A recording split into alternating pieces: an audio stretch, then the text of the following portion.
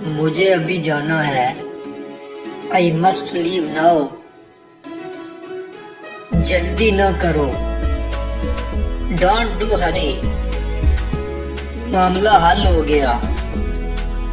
This matter is resolve. मामले का नियन हो गया मैटर और हाल का मतलब हो गया रिजॉल्व। कोशिश तो करो। At least try. तो करो एट लीस्ट कोशिश मतलब ट्राई। ये तो होना ही था। It had to happen. इसे राजी करो। Please him. मैंने क्या कर दिया है।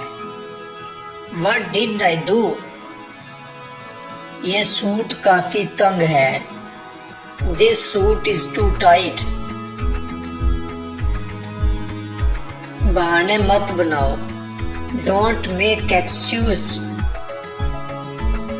ऐसा मत करो please. Please don't do that. करके तो देखो। Do it and see. बस वही जानता है। Only he knows. क्या ये तुम्हारा कसूर है? Is it your fault?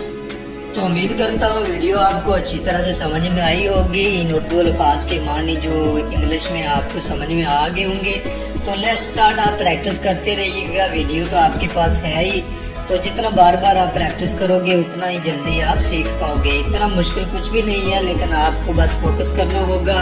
आराम से ध्यान से वीडियो को बार बार देखें और इसको समझें।